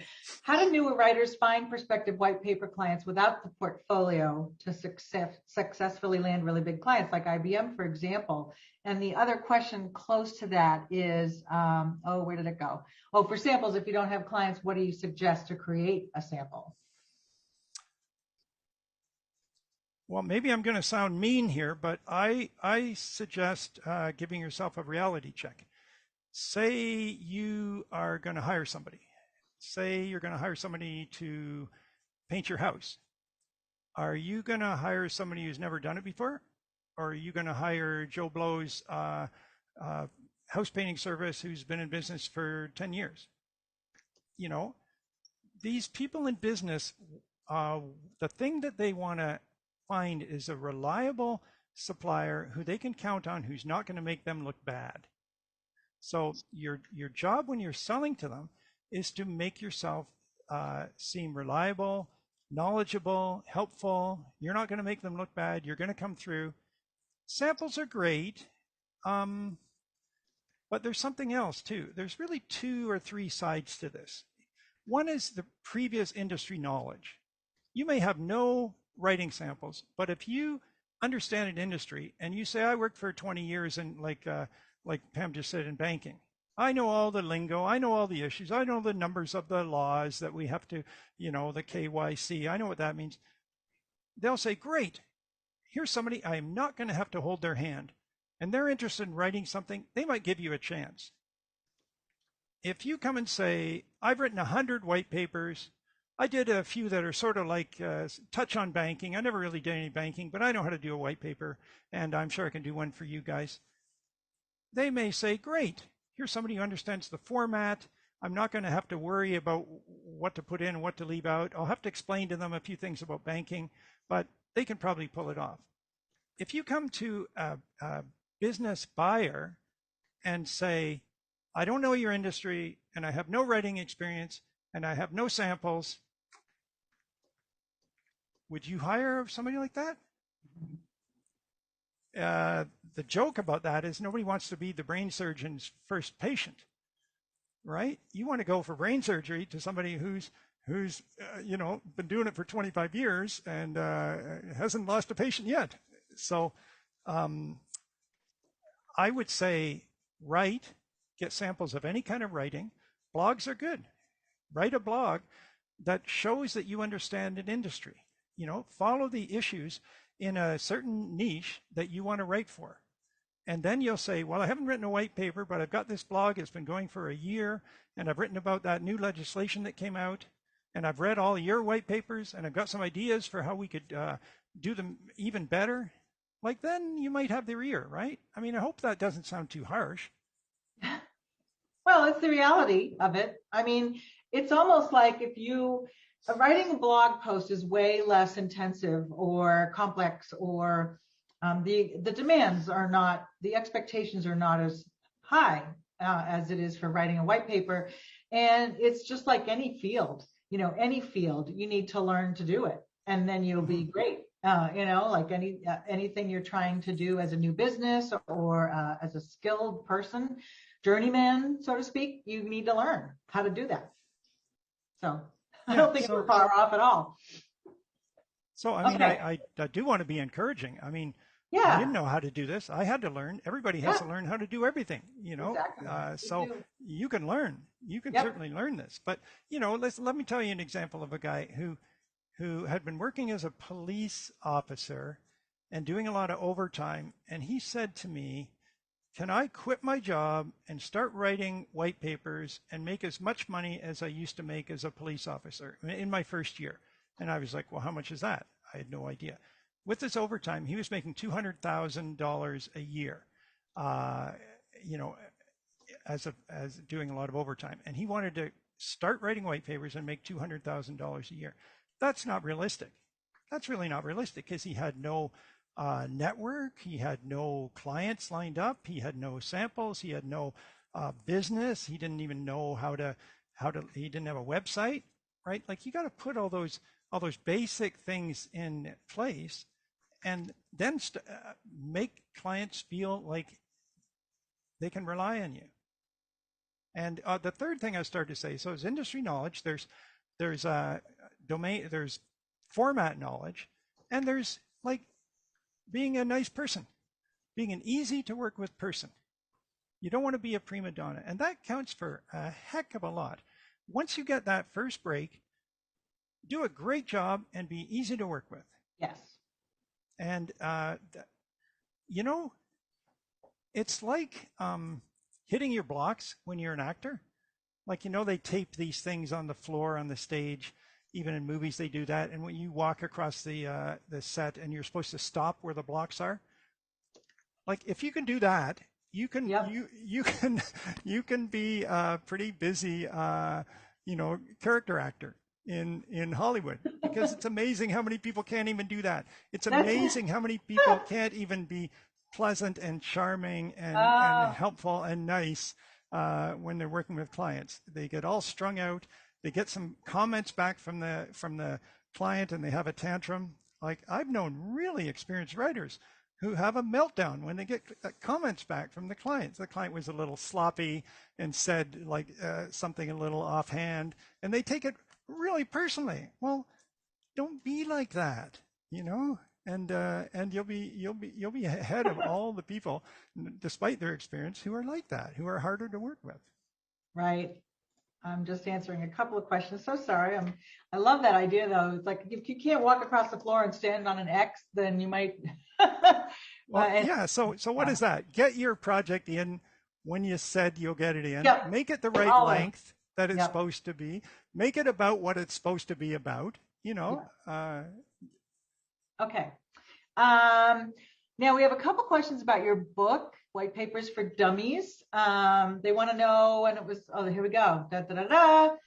When was it last updated is the question. It has never been updated. I don't know if it will be updated. It's some 2013 it came out, and I've got things in here, dog ears, about when it should be updated. And I sometimes think, gee, you know, I'd like to just do that. I don't think the company will do it. It's such a niche. It's such a niche thing. But I was thinking of saying to them, like, hey, I'll update it. What's out of date in it is things like, I was just talking about Windows 7. It talks about like Windows 7 and, you know, the software like a Mac, Yeah. you know, OS version, whatever, you know, the software stuff in it is outdated. The ideas, I still use the same ideas. You know, it's got the 3 flavors of ice cream. It's got, I probably call it I don't call it a customer journey. I call it a funnel. But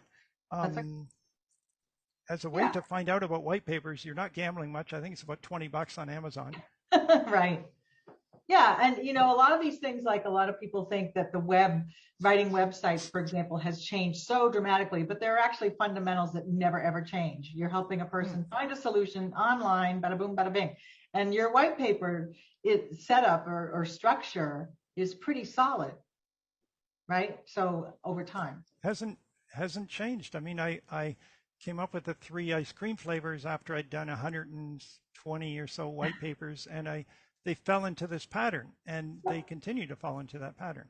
And the 3 questions about something new, something complicated, something expensive, that's in my book. So I don't really think there's anything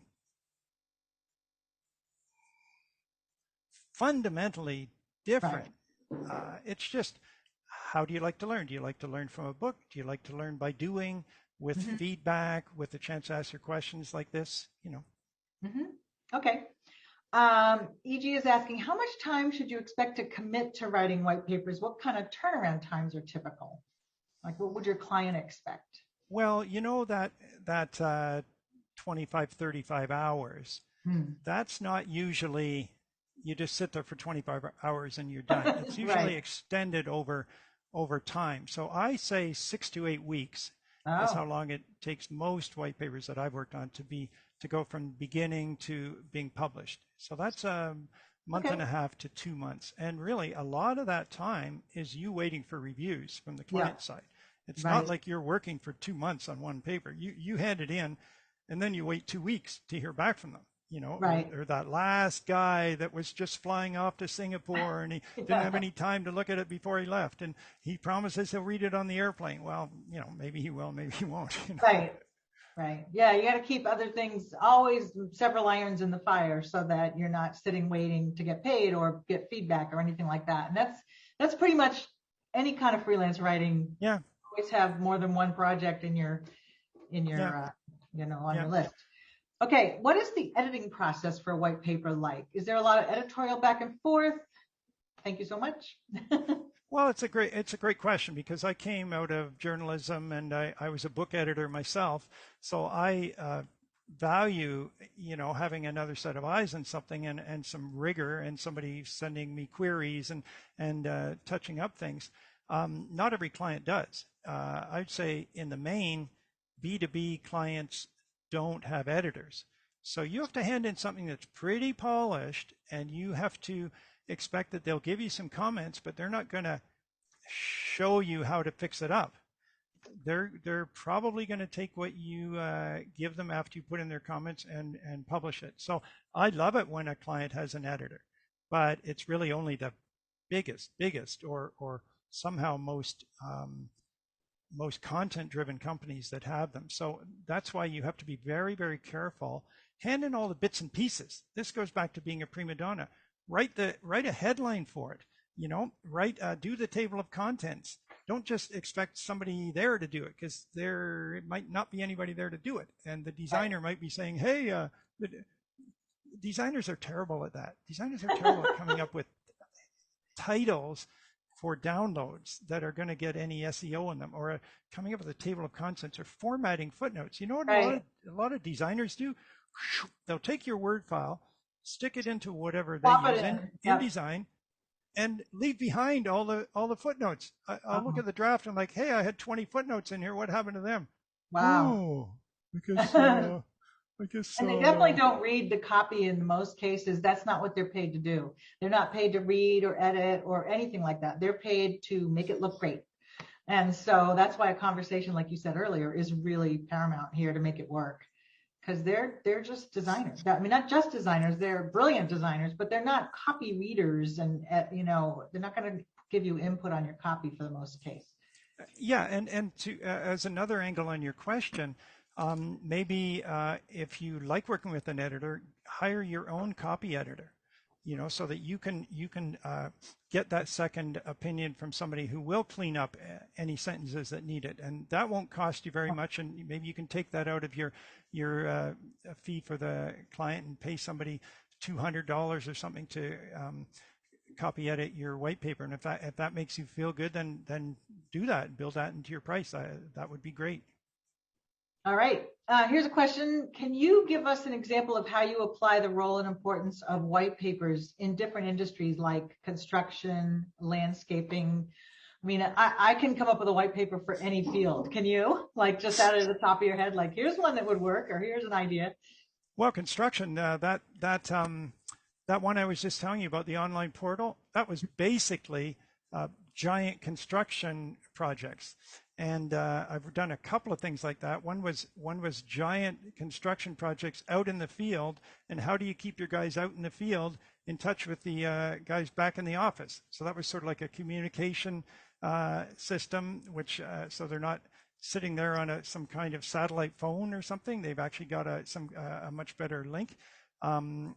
Construction insurance, I did one where it was like, why should your insurance rates be covering the guy across the street who doesn't give a damn about safety, and he just got a guy injured last week, and he's going to have to be collecting workers' comp for the next year. Why should you have to pay for your fees being driven up by everybody else who's so sloppy? Call us right now, and we've got an insurance policy for safe construction sites. That was probably the most call us now, buy now paper I ever wrote, and I agreed with the owner. Our job here is not to make them read 5 pages.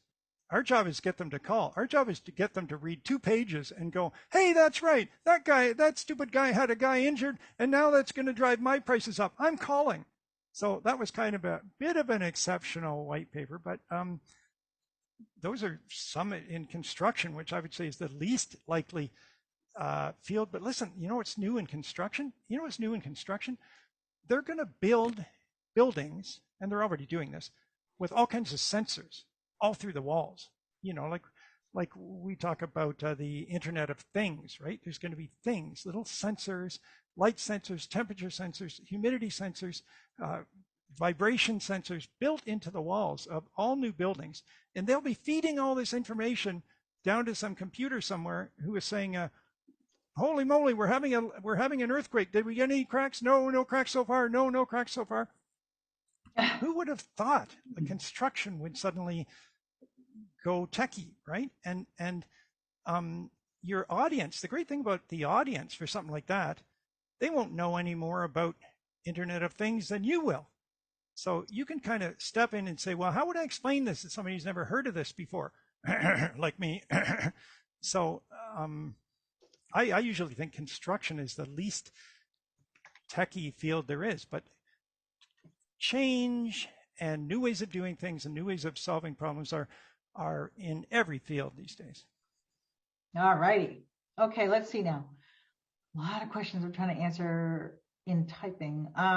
Okay, how stringent is the writing format? Chicago Manual of Style or the APA or conversational? Like, what is the typical? Oh, he's reaching for more books back there. I can't find my AP style. I usually go AP style, and I'll usually say if the client has a style guide, get it and use it. If they don't, just tell them, well, I use AP style or Chicago style. That's fine. Sometimes they've never heard of it. A lot of your clients, I say these things are like anybody that wrote essays in college can write white papers today. Right. And believe me, your clients will have forgotten everything they ever knew about writing white papers. Sometimes I'll hand it in with a dozen footnotes and they'll go, wow, you have footnotes and everything. It's Okay, let's see now. Okay, we've answered these. What B2B segments pay $5,000 for a white paper? Small, medium, big business? Some small businesses are well funded, right? Some startups are well funded. Yeah. But as a rule, I like the middle market. The big guys have lots of money, but what's really surprising is big companies sometimes are harder to work with than middle-sized companies. Oh. And that extra 1,000 or 2 you can bill them, they waste your time. I got called up by a huge company who's, I guess I better not name them, but they're every time you go to a movie, you're experiencing their technology. And they've got this new thing that's going to work through the web. Wow, how can that possibly work through the web? I was fascinated, you have to get approved by our agency. So they want to hire me. I have to get approved by the agency. It took me, I figured it out. It was 2 days full time to fill out all the forms and all the junk that the agency wanted. They wanted me to send them my list of my clients, invoices from my previous clients, all kinds of paperwork, insurance, all kinds of stuff, right? And then I didn't send them my clients, but they approved me. And when I went back to the original client that contacted me, he's like, "Oh, wow, you got approved. That's great." Because most of the writers that they want to work with don't even get through that process. Now, a mid-range company, you're never going to have that. You're never going to have that. So no, yeah, I prefer mid-sized companies too, because you're generally working with someone who can get you answers quickly. And in a big, huge company, there are committees and levels and layers. And well, trust me, I know, I've been there. And it can take forever to get feedback, like Gordon mentioned. So, and plus, they're easier to approach, I think, mid-sized companies, because there are those layers and levels and committees that take sometimes a long time to make a decision of any kind. So. And if you're working straight with a high-level director or a VP, and they'll say, "Send me your invoice, and I'll make sure it gets paid right away." A big company, you send in your invoice, we pay in 66 days, and you can't do much about that. So it's nice to have some big name companies whose names you can drop, but really the action is in the middle market, and that's where most of the companies are. and you can charge them quite a fine fee and not have to deal with a lot of bureaucracy. And also, you feel like you're making a difference, right? You feel like they really value what you're doing, and it is making a difference. They're the ones that will tell you, oh, that campaign really paid off, and that product that we were worried about, now it's doing great, and it was all because of your white paper. And then you feel like, hey, wow, I did something there. Hey, okay, now I like this question a lot. Do you ever write white papers in industries about which you know nothing? Could you make that part of your writing? Like, hang on, write the white paper as the one who, along with those who'll be reading it, is learning about the topic as you research it? Or do you have to know the industry that you're writing about?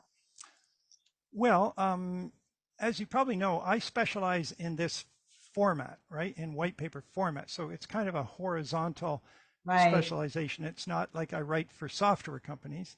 right. It's I write white papers for any kind of company. So Yep. yes, there has been many times when I have perhaps stupidly taken on projects in industries I knew nothing about. Yeah, And each one means a long learning curve. yeah, That's the 50 hours or 70 hours because I don't even know the jargon. I don't know the first thing. yeah. If they had a writer who knew their industry and knew white papers, they'd Mhm. have the inside track on me by a mile, but they didn't have anybody else. I said, I'll do it. Um, the benefit of that is life is never boring. Like you're always learning a lot, Yeah, and then I find I can say, "Oh, I know insurance. I know life insurance. I never knew yep, life insurance. I never cared about life insurance. Now I've written like 3 projects about life insurance because if somebody says, "You ever written about life insurance?" I go, "Yeah." yeah, So it's up to you. yeah.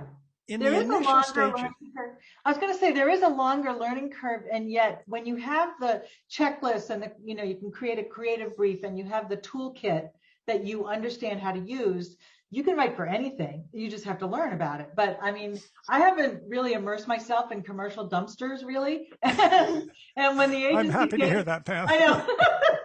When the agency came to me and said, we need a website for commercial dumpsters, I'm like, tell me everything I need to know, or I'll go research it. Yes, I'm in, because the money was great and it was an interesting project. So I think you can use that formula that you're going to be learning from Gordon and apply it to any client who approaches you. Yeah, and so here's the tough thing. It's really tough to learn both at once on your Yeah. own. It's really tough to be writing in a new format you never wrote in before about a new subject you never wrote about before. That's painful, okay? Because you've got 2 learning curves on top of each other. If you know the format and you feel reasonably confident about the format, when I think of a format, you know what I think of? What to put in and what to leave out. Yeah. That's what I think. If you know what to put in and what to leave out, then you can focus on the content. And journalists do that, researchers do that, authors do that. They get in and dig and learn about stuff they didn't know about. So if you like that uh, approach to kind of life and how you spend your time, then yes, you can certainly do that. And I've done a lot of that. And I probably didn't make as much money as I could have made if I had been all Yeah. B2B enterprise software. That's all I ever write about.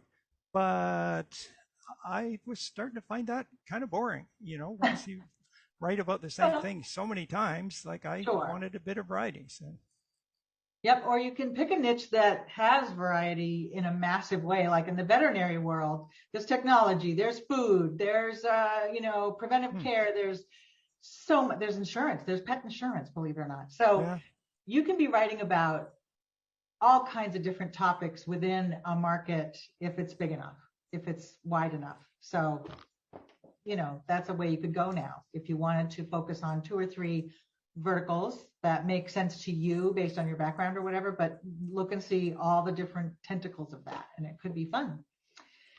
All right, let's see. Oh my gosh. I'm a studying computer science student. Do you think it's a good fit for me? Plus, which sites offer white paper jobs to beginners?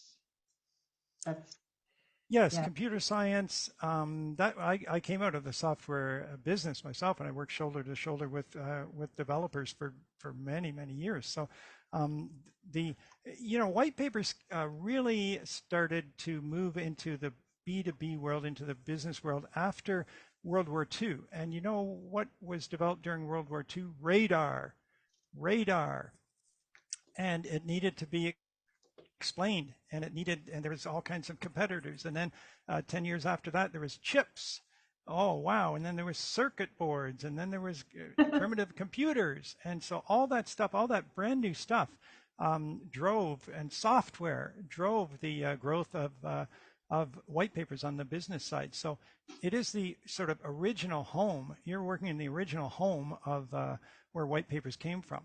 Now, as far as going to a site where you can go, I'm a beginning white paper and I want to write something about computer science. I've never heard of such a place. I mean, I'm not crazy about Upwork and Fiverr and places like that, because I just checked the other day. They have people really from the developing world, but they had, I searched for white paper writers under $25 and I got something like 67. This was on Fiverr. Wow. Writers around the world who said they would do a white paper for under $25. Now, they're not really writing white papers. That's going to be what Bob Bly calls Google goulash, right? They'll grab a few articles out of Google. They'll whip them up a bit. There won't be a single new thought or a new idea worthwhile in there, and they'll give you a sort of a short length blog post that isn't written probably even in their native language. So, I mean, that's true beginners. That's true amateur low end of the market. And I really don't recommend that.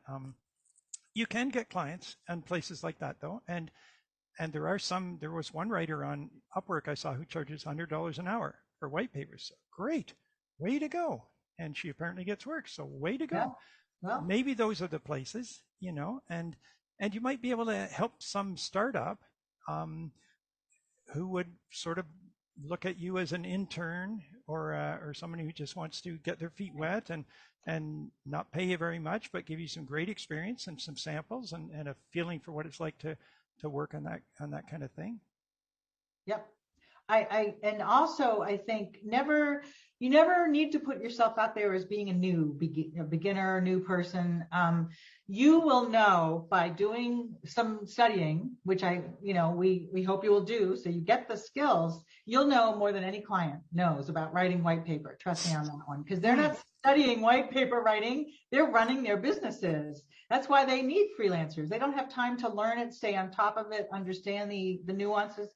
They just know they need a great white paper to get leads, and they know it has to be strong on a specific topic that they represent. So I wouldn't worry so much about being a newbie versus being a great resource once you have the toolkit.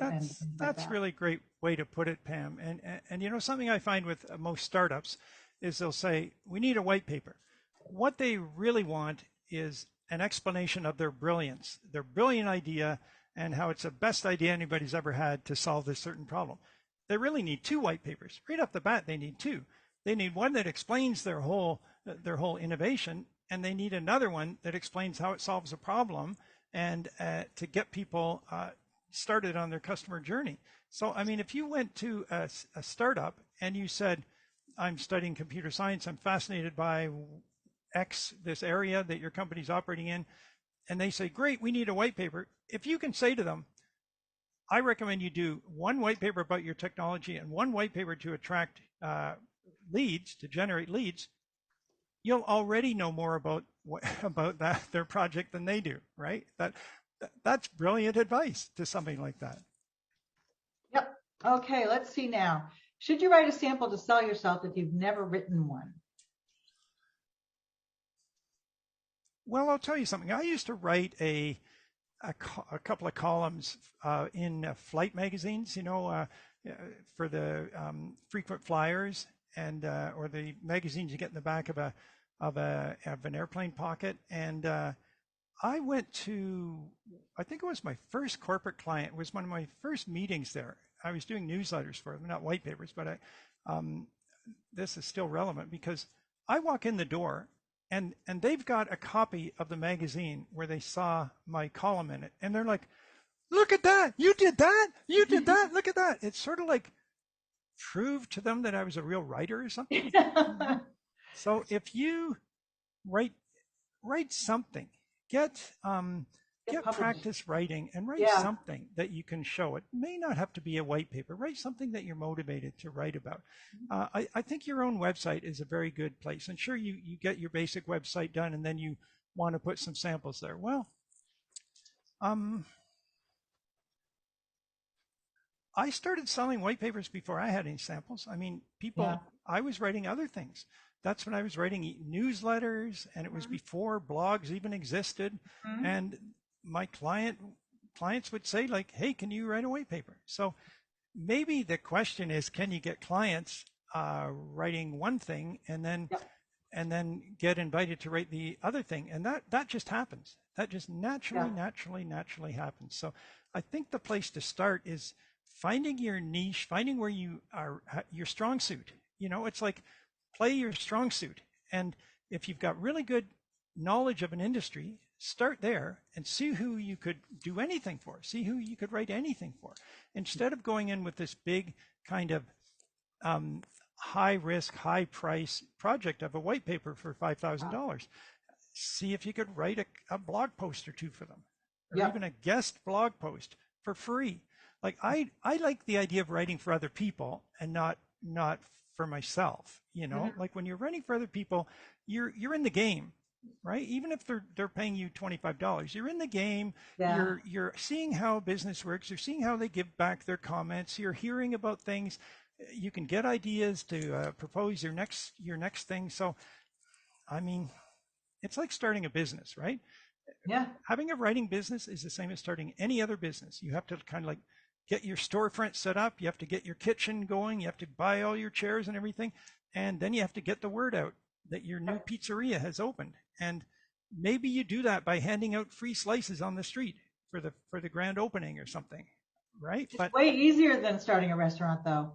I'll tell you oh that. yeah, because you don't have to buy any kitchen. You don't have You to can have a buy LinkedIn anything. profile for free, Yeah, and you can even do blog posts on LinkedIn if you don't have a website yet. I mean, there's so much you can yeah. do as a writer that's you can do in a day. You know, I mean, we've got articles and articles and free inside AWAIs on how to get your first client, how to reach Mm-hmm. out on LinkedIn, set up Mm-hmm. your profile. There's so much there that we could talk about getting clients for an hour, but Yeah. on our inside AWAI website, we've got, I don't know, 12 different sessions on how to get your foot in the door with a client. So I really want to focus on the white papers because we're wrapping Thanks. it up.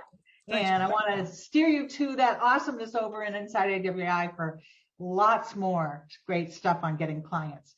Okay, so back to white papers. By page, what is the average word count? And are we talking single space, double space, or some other average to account for the inclusion of graphics? Well, say you take those 3,500 words and you divide it into 10 pages, that's 350 words a page. 200 to 250 to 350 words a page, but you don't have to think about pages too much. That's your designer that's going to make the pages. So it is a good thing to specify with your client. I specify to the closest, like 1,000 words or something. I say about 4,000 words. If I go 4,800, they don't care. Yeah. Sometimes they'll say, we want to keep this short. It's just got to be short, 5 pages. And I'll go, okay, so that sounds like 2,500 words or whatever. I love Um, those. there's not a really hard and fast rules about that. If you think white papers start at 2,500 and they go up to 3,500, that's most of them these days. But some are longer, right? Some are 50-page reports. Right. All right. So Shayna is specifically asking when a white sorry, when a white paper writer does this for a company, where does the company use it on their website? Is it used as a long promotional post or email? Do they use it at all? I'd say they use it in lots of different places to promote Yeah. it. Yeah. Some companies have a section on their website for white papers, Yep. right? And that makes them easy to find. Some papers are gated, which means you have to register to get them. And then you're in their funnel and they'll keep sending you more and more stuff until you either buy or unsubscribe, Some white papers are ungated. You can just get them.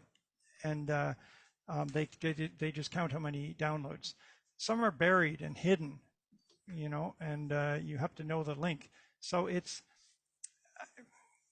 the easiest ones to find are when they have a section that's broken right out as library, resources, background.